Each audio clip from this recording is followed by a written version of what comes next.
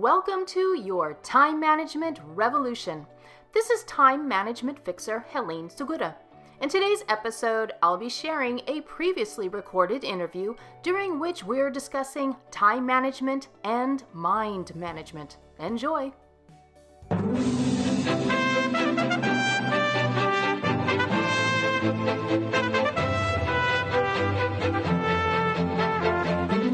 Hello, world. Welcome to Discover Your Talent, Do What You Love, number 579.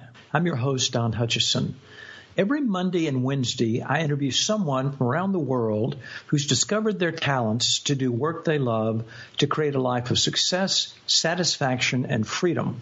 On Fridays, I interview a well-known expert from the fields of personal or business development who share experiences, tools, and insights to help our listeners along their journeys. Helene had a clear plan as she left L.A. to be a dual athlete playing soccer and softball for Texas A&M. My plan got shot to heck when I was cut from the softball team. If she wasn't going to be Helene the athlete anymore, she had to figure out who else she could be. I'm delighted to bring you our featured guest, Helene Segura. Welcome, Helene. Thank you. Helene, are you using your talents doing work that you love? Absolutely every day.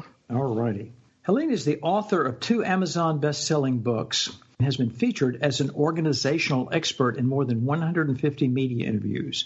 During her time management keynotes and workshops, she shares her mind-bending framework for decreasing interruptions, distractions, and procrastination so that companies can spend more time generating revenue. On weekends, she can be found sneaking adult beverages onto the lawn bowling court, otherwise known as pétanque. So that's a summary of your career. Tell our listeners around the world what you're engaged in now that has you excited and motivated, Helene.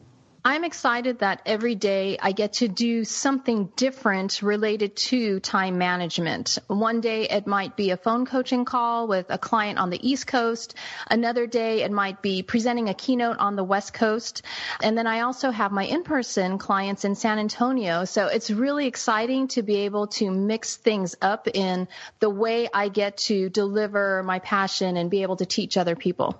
How long has your book, The Inefficiency Assassin, Time Management Tactics for Working Smarter, Not Longer, how long has that book been out? That came out in April of 2016, so just over a year. Oh, good, good. All right. Well, we'll give the information at the end of the show on how to get that. Okay. Are you having good feedback on that? Yes, I am. I get to hear from people who've even just this morning, I had somebody email in and say, I just read your intro and wanted to cry because you understand me. And so I was sad that she was crying, but then I was also excited because there was a connection made. So That's it's a great feeling to hear that. Yeah. That's as good as it gets. When you can touch the emotional lever, it's magic. Mm-hmm. Well, as you know, Helene, as we've discussed, everyone's life is composed of turning points or passages from the day we're born. Every handful of years we face choices and changes and people and events that propel us forward. Take us into the backstory of where it all began and tell our listeners some of the more interesting turning points that have shaped your life. I think the biggest turning point moving into adulthood was actually getting cut from the softball team at Texas A&M. I moved to Texas to attend college. I moved from Los Angeles, and the plan was to play soccer and play softball for A&M. Okay. I was able to play soccer, and then when it came time to try out for the softball team, I was cut. And that had never happened to me before.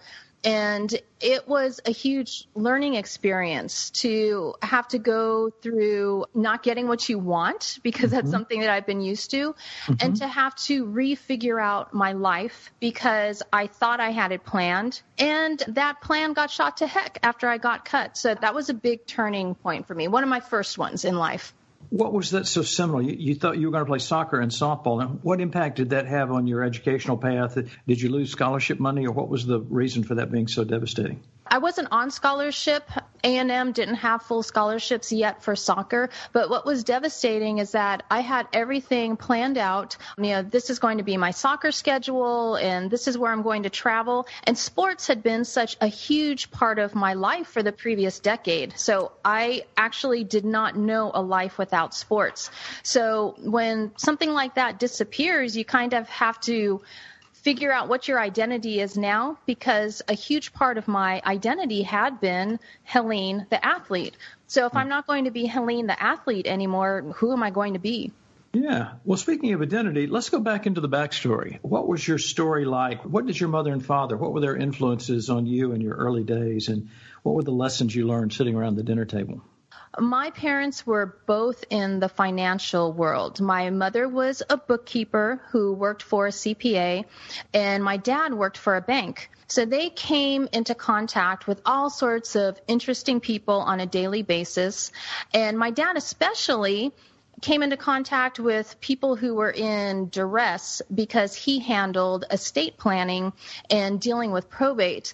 So we learned about all of these terrible situations. He didn't share client names or anything, but he was discussing situations at the table. So very early on, we learned about planning for your life, planning for your education, planning for retirement. So I was one of those strange kids who was actually thinking about retirement when I was in high school. They also instilled in my brother and me a very strong work ethic, because nothing came to either one of them easily. My dad hitchhiked out from Colorado to California to come to college and worked his way up and earned everything that he has ever gotten. And same with my mom. She started with nothing. So my brother and I both learned that nothing is handed to us. We need to work hard, and when we do work hard, then we will be able to reap the benefits. Wow, that's interesting. And because of their DNA, if they were in bookkeeping and banking and here you are in organization, there's a whole genetic predisposition there for organization and logical thinking. So you got that easily. So what was it like when you were a young girl, a young woman in school? What were you were always an athlete. Is that where you focused your time? Did you have other artistic interests? Did you have academic interests? Were you social? What was all that? What were the early underpinnings? I would have to say yes to all of the above. So okay. Definitely athletics. And through athletics, I had quite a few social networks. Yes. I was also in honors and advanced placement classes in high school. So I was relatively bright, but this is going to sound bad, but I labeled myself as the dumb kid in AP class because I was the kid who actually had to study and who struggled to make decent grades, whereas most of my classmates didn't have to study. They were just naturally geniuses and making 1500s on the SAT. So I always felt a little inferior in those classes, but at the same time, because I was around them, it's almost like some of their smartness rubbed off on me, so I was able to learn even more. So I had this odd mix of friends. I had my nerd friends from the honors classes. I had my jock friends from all of my sports. And then I also had several gang friends. I grew up in Los Angeles, and that's kind of hard to avoid not knowing a gang member. So I had a wide variety of friends who helped shape how I work with people because I got to deal with so many different kinds of folks from different walks of life. This is fascinating. At what point in there did you realize that those kids that were making 1,500 on their SATs, they were good at taking the SAT, but you had other skills and inclinations that were equally or even more powerful? Did you figure that out when you were a young woman, or was it later in life when you realized that the class valedictorian isn't usually the most successful person out of the class? It was probably in 10th grade where I realized that basically I gave myself permission to not be a genius, and I stopped competing grade-wise with all the top folks in the class and just competed with myself. And not that I put limitations on myself, but if we create these unrealistic expectations, then we just end up being depressed and we end up being unsatisfied. And I actually loved our valedictorian and salutatorian and was very good friends with them. And I absolutely wish them all the success. But I also realized that they have their path and I have mine, and both of them are okay. Yes, they sure are. That's beautifully expressed. You were so diverse here with being a good student and having the social, the athletic, and so forth. Where did you decide to pursue in college? Initially, I went to college to get a business degree because when I was in high school, I became very close with several of my teachers because I wanted to become a teacher. I love teaching. And they impressed upon me that teachers don't make any money, so I should really go out and get a good job. Now, these are my teachers telling me this. So my plan was to get my business degree, get a very high-paying job, make a whole lot of money in my 20s, save it up, and then become a teacher when I turn 30 and do something that I really loved. Now, that was a darn smart strategic idea. That was very smart. Yeah. Except it didn't work out. I understand. But the fact that, based on your bio, but that's incredible that you thought through that. That's very smart. So how did you like the business stuff? Did you take to the business courses? Did you like marketing more than accounting? Since your mother was a bookkeeper, what did you like about the educational experience? In my first semester, I almost flunked out of my business classes. I got a D in accounting, and everything I was taking was theory because basically it's freshman weed-out courses and the low-level business classes. And I thought, wow, if these are what all the classes are going to be like for a business degree, then I don't want one. So I looked at the majors, and instead of looking at how much money people would make, I looked at what classes do you need to take to get out of this school. And, so you're a tactician as well as a strategist. Yes, really I am.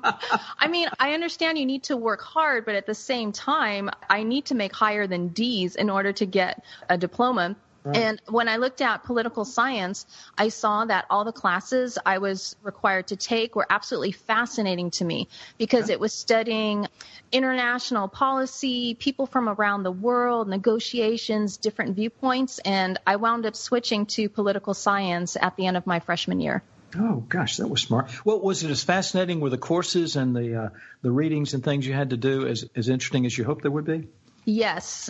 It's hard to tell what is actually the truth because unless it's an autobiography, you don't know exactly what happened in situations. But just learning about all these different world leaders and how they negotiated peace policies, why they decided to go to war, all the way down to business folks lobbying and how they get things passed. It's just the way humans interact is absolutely fascinating.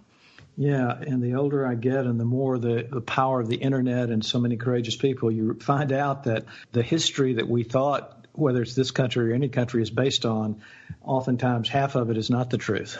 Right, exactly. It's just all been repurposed. Okay, so what was your first step into the world of work? Your plan was to get a high-paying job and then put in the time and then be a teacher. So what did you end up doing right after Texas A&M?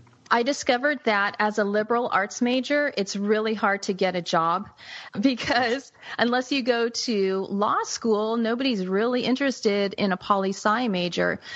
And I decided to take a high-paying sales job because I still went back to my plan of I can still make a lot of money in my 20s and then go into teaching when I turn 30. So I did find this really high-paying sales job. I started as a sales trainee with a plumbing supplies company, and that lasted for 1 whole month, and I got out of there.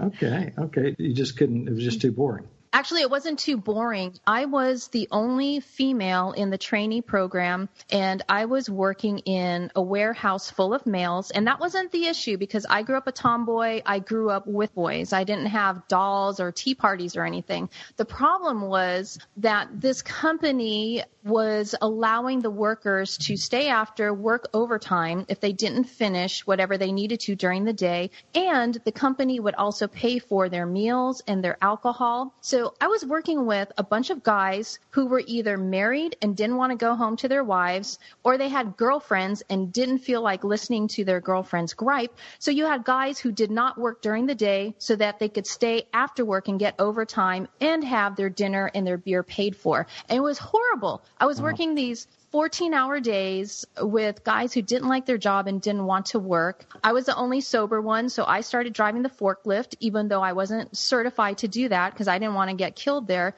And I just decided after a month of misery, it is not worth the money to be miserable. No, gosh, sounds wretched. Okay, so how did you springboard out of there? Where'd you go?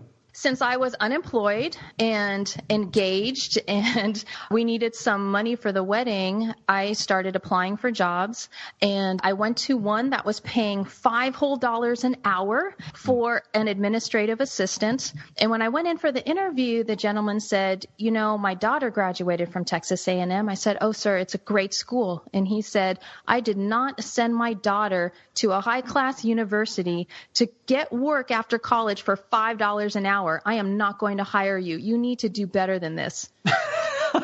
And so I was totally shocked, but he was right. So I went ahead and moved up my dream. Instead of waiting until turning 30 to find a teaching job, I opened up the classified section in the newspaper and found my dream teaching job, English teacher and soccer coach. And my word. That's the job that I had for the next 11 years. My word. You have this great strategy. You followed your gut when you were in that plumbing job that didn't work. You get this incredible piece of serendipity with this very thoughtful employer father. And then just by some kind of cosmic intervention, you get this teaching job. Isn't that amazing? I mean, that's truly, that's a goosebump moment. That's amazing. So you stayed there 11 years. And so was it what you thought it was? I mean, was the teaching what you wanted? And obviously you love the soccer.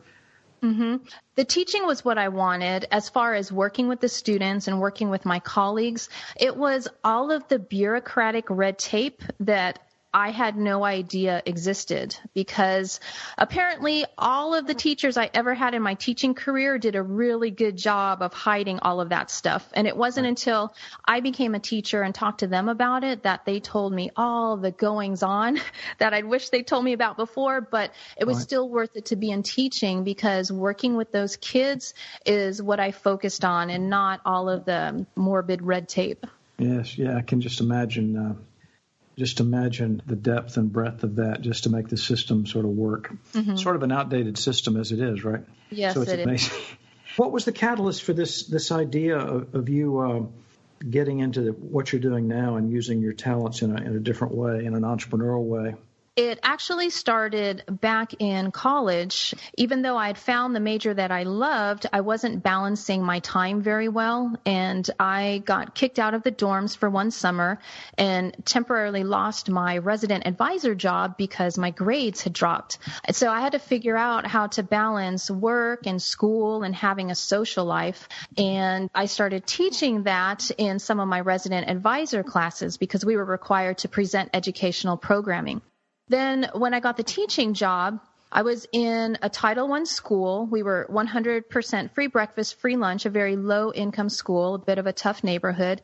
And the kids all started with 100 averages. We were required to start them off with 100. So that way they start off on the positive, which is nice, except if you don't turn in the work that you're supposed to, then your averages will be low 50s by the first 6 weeks. And what I discovered was my kiddos had low grades, not because they lacked intelligence, but because they lacked organization skills. So what I started doing the first couple of weeks of every school year was teaching them how to be organized. How do you use the free planner that the school gave you? Because they were using it to write love notes and to draw, but they weren't using it to plan out their time. Yes. How do you use an assignment sheet? If you share a bedroom with 4 brothers and sisters, where do you study? If you have band practice until 8 o'clock, when do you study? So I started giving all of these lessons, and my colleagues started coming around to me mid-semester asking, what are you teaching these kids? Because they are so different this year. And I started explaining what my process was and my theory was. And so then I started teaching my colleagues. And eventually in 2006, I started my own organizing business. Beautiful, beautiful. Well, when did it strike you that, Helene, that you could use what you learned in college from your own foibles and mistakes and your own experience? When did it strike you that you should start? As soon as you got the job, did you see that and start working on it early back in those 11 years, or was it later into the experience? It was later into the experience. Even though I loved teaching the kids, all of that red tape was really beginning to weigh on me, and I started not enjoying going to work anymore. And those kids brought sunshine to my day. Even though a lot of people don't like 15-year-olds and 9th graders, I love my 9th graders. But I needed something more than that, and it was right around probably the year 8 mark that I started thinking, what else could I possibly do that I would love? So I dabbled in other businesses, in real estate, and in online emergency kits. Oh. And it was in 2006 when I was watching an organizational show on HGTV when they were first coming out. I thought, oh my goodness, I teach that. This woman is getting paid to do that. And I realized I could start my own business. So that's how it happened. How did you get your first clients, or did you do it online too, or what were your early marketing strategies? I would have to say God bless the internet, because I had zero money for marketing and my clients found me online. Okay. And the rest is history. So this is a great story. You've really used the best of who you are and been persistent. And, successful people have a handful of traits that come through every time. We've done 560 interviews, and you embody those. I mean, because you had these innate skills, you had these innate values, you had a work ethic, you were not afraid to try new things, you listened to your instincts. All of these are the hallmarks of highly successful people. So congratulations on that. Thank you. Well, speaking of that, give us some feedback on the stats from Gallup. They just came out with the 2017 workplace study that says only a third of 100 million American workers are engaged in their work, and a whole bunch of the other 67% are really disengaged. And around the world, it's 86% of people are disengaged. I heard yesterday that in Japan, 94% of the population is disengaged. Can you imagine that? 94. So what's going on there? What do you think is the reason that it's so hard for people to find their sweet spot, regardless of their skills and abilities, but to use the best of who they are? What's that about? I think that we get caught up in a cycle of confusion. So just like with myself, when I had to find a job right after college and I'm going to take any old job. And if we get stuck in that any old job, then it can be really hard to crawl out of that, because as humans by nature, we actually don't like to change. Even if we are on a course that is unpleasant and hurtful, we will still stay the course, because at least we know it, and we have a fear of the unknown and are afraid of taking all the steps that we need to take in order to change. So I think it's a combination of not wanting to face those fears of the unknown, and then also when you get trapped in this little hamster wheel, you're just going, so you can make enough money to support yourself and all the bills that you have, you kind of begin to lose focus on who you are and what makes you happy. Yes. Because you don't take the time to sit down and actually define what that is. Yes. And that's one of the reasons, that's one of the first things that I do with my clients, is have them create definitions of what are your personal priorities and your work priorities, and what's your definition of happiness. Because if we don't know what the bullseye is that we're trying to hit, then how do we know how far or how close we are? And so I think that's why so many people are dissatisfied with their jobs, is because they're just in this rut and they're spinning. And the way out of it is creating clarity about what happiness is. But most of us don't want to take the time to think about that. We should record that and put that up on the internet. It'll be in this interview, but you should have that on your website, because that's about as clear as it gets. I think that's exactly right. I think we get caught in the matrix, and we're programmed not in some malevolent way, but just because the way our parents want certain things, our schools, our organizations. But until we get that clarity from inside out, how can we know? Right. How can we know? So what have been the greatest benefits for you, taking the road less traveled, if you will, and chiseling out a life on your own terms? It's been that I feel very empowered. I feel that I have control over what happens in my life.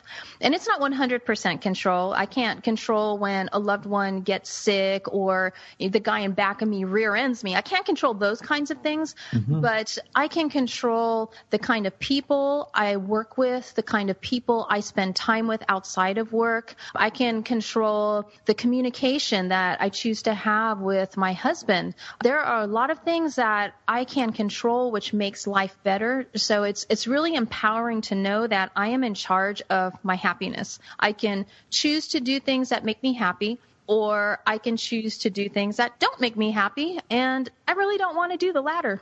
Yeah, exactly.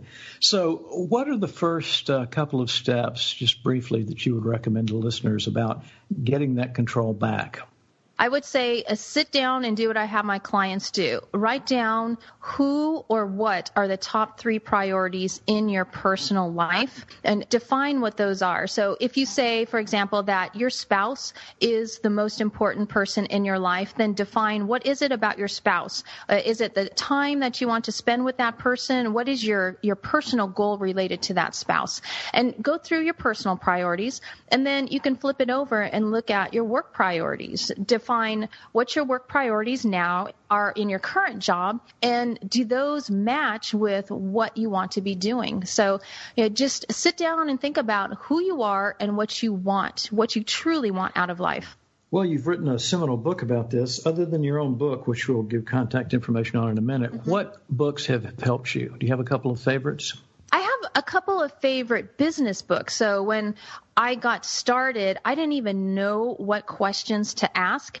And it's almost embarrassing to tell you what my first book was that I read, but it was Starting a Business for Dummies. You know that whole Yellow Book series? Oh, heck yeah. I think it's a good series. Yeah, because I knew I wanted to start a business, but I didn't even know who to turn to begin to ask questions. And if you don't know what questions to ask, how do you get started?